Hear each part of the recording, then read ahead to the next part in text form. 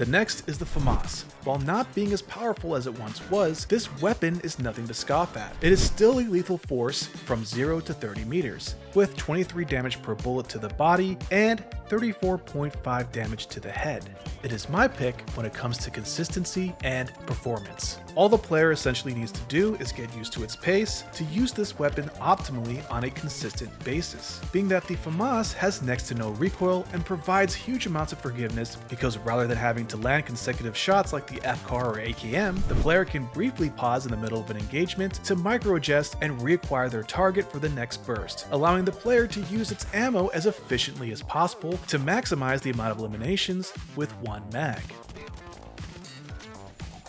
Last up, but certainly not least, we have the AKM.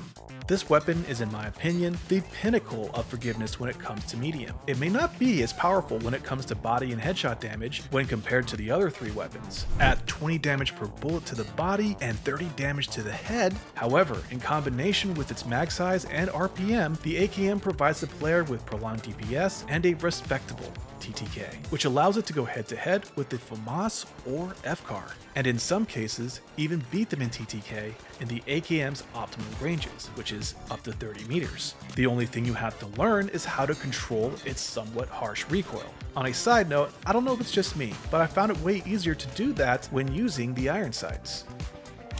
And those are, in my opinion, the best all-around weapons with a wide range of utility.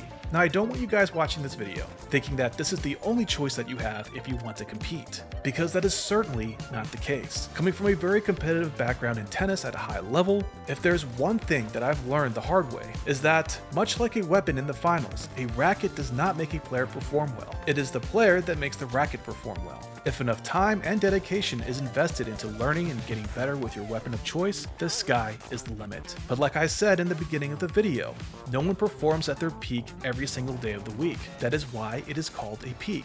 So if you're not performing at your best on a given day, these are just, in my opinion, the most reliable weapons that allow the player to still be effective with room for error.